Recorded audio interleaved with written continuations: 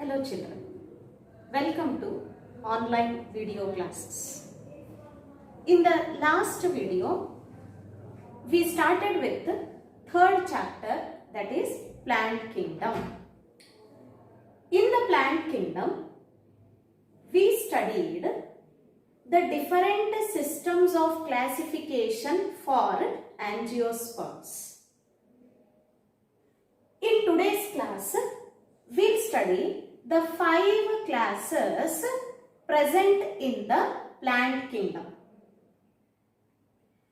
In my last video, I told you the plant kingdom is classified into 5 classes, which involves algae, bryophytes, pteridophytes, gymnosperms and angiosperms.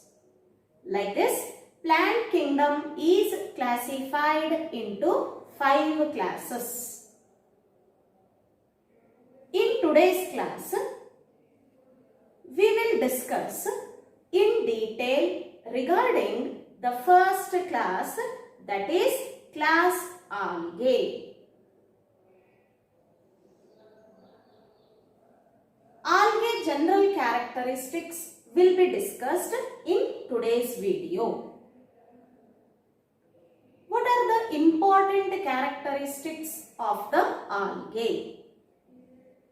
The first point related to algae. Usually, algae are made up of, or you can say consisting of, eukaryotic cells. Algae consist of eukaryotic cells, means they have well-defined nucleus. They have well-defined nucleus. They are multicellular. Algae are multicellular. They are having simple thalloid body. Thalloid means the plant body is not well differentiated. Not well differentiated means they don't have true leaves, true stem or true roots. Hence, algae plant body is thalloid. Another important characteristic of algae is they are chlorophyllous. Means they have the pigment called chlorophyll. Hence, they are photosynthetic autotrophs. They show autotrophic nutrition. Means they can prepare their own food utilizing the light energy. Hence, we say they are photoautotrophs. Algae are eukaryotic, multicellular with a simple thalloid body, chlorophyll bearing autotrophs, or we can say photoautotrophs.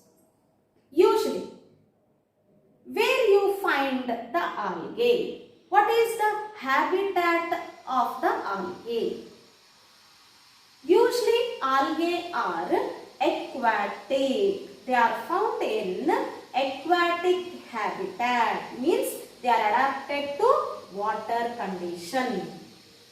Algae are aquatic, whether they are found in fresh water or marine water.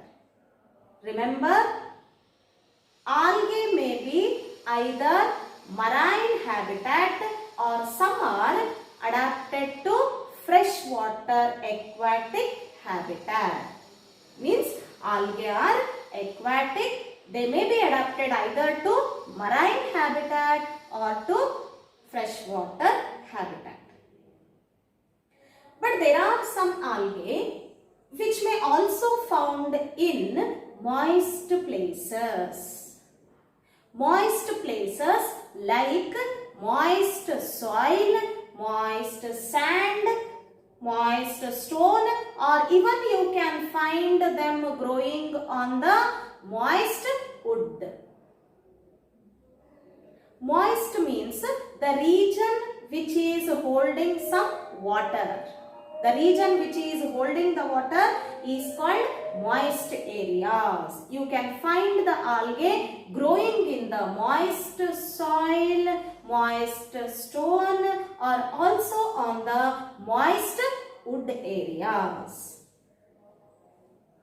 But there are some algae which are found growing in association with other organisms.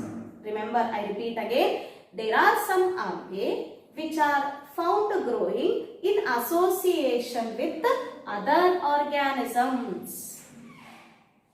One such example are lichens. You have studied in biological classification where algae forms symbiotic association with the fungi. Algae forms symbiotic association with the fungi, which we call it as lichens. Why we are saying symbiotic association? Because in the lichens, algae and fungi both are getting mutually benefited. Both are getting mutually benefited. Algae being autotrophic carry out photosynthesis and provide the nutrition to the fungi. Whereas fungi is heterotrophic, but it provides the shelter and also help in absorption of water and minerals to the algae required for photosynthesis. Like this, in symbiotic association between algae and fungi in the lichens, both are mutually getting benefited. Another example for association of algae with organism is sloth bear. Sloth bear is an animal on which algae are found growing. Whether both are getting benefited?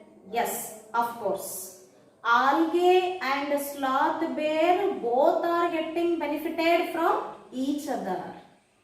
How actually? Algae get the space, or we can say shelter in the fur of the sloth bear. Not only that, but algae also get the source of water from the moist fur of the sloth bear. The moisture which is present in the fur of a sloth bear is utilized by the algae as a source of water. Then how sloth bear is getting benefited from the algae? Sloth bear, on the back of sloth bear, algae are found growing, which gives coloration to the back of the sloth bear, which helps the sloth bear to escape itself from the predators. Means it is helpful for self-protection. As algae grow on the back of sloth bear, impart or gives color to the back of sloth bear, which helps the sloth bear get colored and get escaped from the predators. These are the two examples where we can say algae is forming or found growing in association with other organism, which is important for 2 marks. This is all about the distribution of the algae. What about its size and what about its form? Remember, algae is a very much diversified organism which show varieties or diversity in its size, also in its form. How actually they differ in their shape and how actually they differ in their size and form. Let me give an example. There are some algae which are just unicellular. There are some algae which are just unicellular. Example, Chlamydomonas. Chlamydomonas is an unicellular algae. Second form of algae is colonial. Colonial means many unicellular algae or the cells of the algae, they group together in one particular area and form the colony. That type of body form we call it as colonial. That type of body form we call it as what? Colonial. The algae showing colonial form of body are example volvox. Volvox are an example for colonial form of algae. The third body form is filamentous. Filamentous algal form means it's a chain of cells. Means one algae attached with another algae, like this it forms a chain of cells and that chain of cell is called filamentous algae or filamentous body form. For filamentous body form, you can take the example of Ulothrix and Spirogyra. Spirogyra and Ulothrix are an example for filamentous algal body form. The fourth body form is the massive body form, means giant, large body form bearing algal are also available. The massive body form bearing algae example are marine kelps, which are a type of brown algae. Marine kelps forms massive body form in the marine water habitat.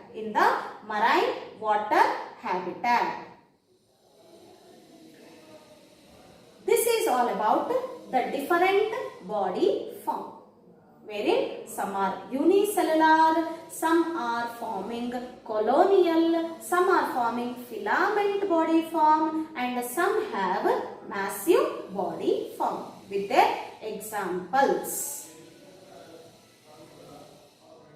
Next, coming to the reproduction. How do algae reproduce? Algae reproduce by three methods. They reproduce either by vegetative method, asexual reproduction, or by sexual reproduction. Remember, algae reproduce by three methods. First one is vegetative method, second one is asexual reproduction, and the third one is sexual reproduction. Like this, algae reproduce in three ways. Let us see one by one. In that, first type of reproduction is vegetative method. How algae reproduce by vegetative method? Algae reproduce by vegetative method by showing fragmentation. What happens in fragmentation actually? In fragmentation, the body of the algae may split into either two or more than two fragments, or in common word we can say pieces. The body of the algae splits into two or more than two fragments or pieces. And each fragment of the algal body can grow into an individual. Each fragment is capable of growing into a new thallus or new algal body, or we can say new plant body. Coming to the second mode of reproduction, that is asexual reproduction. What do you observe in asexual reproduction? In asexual reproduction, usually algae reproduce by producing an asexual spores. Remember, algae reproduce asexually by producing asexual spores.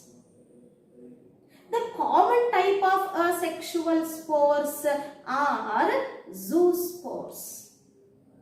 They are zoospores. What are zoospores? Zoospores are unicellular, microscopic, flagellated. Flagellated means they are having flagella, hence they are motile. Remember, zoospores are unicellular, microscopic, flagellated, and on germination they give rise to new thallus. Again we can say new plant body or new algal body. What are zoospores? Zoospores are unicellular, microscopic, flagellated asexual spores which on germination give rise to new plant body of the algae. This is about asexual reproduction in the algae. Coming to the sexual reproduction of the algae. If we talk about sexual reproduction of the algae, algae reproduce sexually by the fusion of gametes. By the fusion of gametes. Depending on what type of gametes are fusing, means the fusing gametes, whether they are similar or they are dissimilar, depending on that we can find three types of gametic fusion in the sexual reproduction of the algae. Remember, I repeat again, depending on the types of gametes fusing in the sexual reproduction, there are three types of gametic fusion in algae. They are isogamous, anisogamous, and oogamous. I repeat again, isogamous, anisogamous, and oogamous. What is isogamous? Isogamous means the fusion of two gametes, which are similar in their size. The fusion of two gametes which are similar in their size is called isogamous. The two gametes are similar, yes, I agree. But whether both the gametes are motile or non-motile. Hence, we can give two examples for isogamous. Similar and motile gametes. They are similar in their size, means isogamous, and they are motile. Example, Chlamydomonas. Motile, isogamous, you can take the example of Chlamydomonas, and non-motile means these gametes, they don't have flagella but they are similar in their size. Non-motile isogamous example, you can take Spirogyra. Spirogyra is an example for isogamous, but the gametes of Spirogyra are non-motile. Non-motile means they don't have flagella. This is about isogamous. The second gametic fusion is anisogamous. What is anisogamous? Anisogamous means the fusion of two gametes which are dissimilar in their size. The fusion of two gametes which are dissimilar in their size is called anisogamous. Example, you can take some species of Chlamydomonas. You can take some species of Chlamydomonas. Coming to the last type of gametic fusion, that is oogamous. What is oogamous? Oogamous means the fusion of one large non-motile female gamete. Listen carefully. One large non-motile female gamete with small motile male gamete is called oogamous.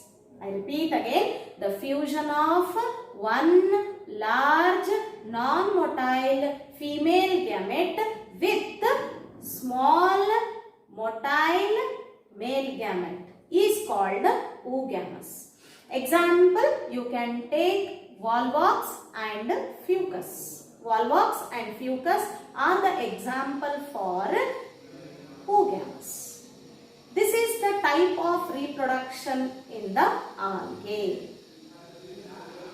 These are the general characteristics of the algae where we have studied how or where they are adapted, what is the body form and what type of reproduction does they show.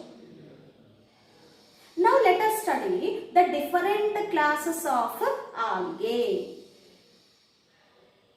Algae need to be classified further. But on what basis the algae are classified? Remember, depending on the type of pigment they have. What type of pigment they have, depending on that, we classify the algae into three classes. Remember, depending on the type of pigment they have, algae are classified into three classes.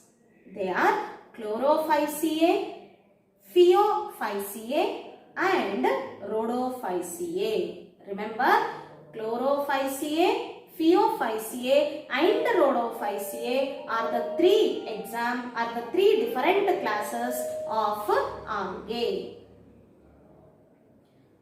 This is all about today's video, but in next video we will see the description of different classes of algae.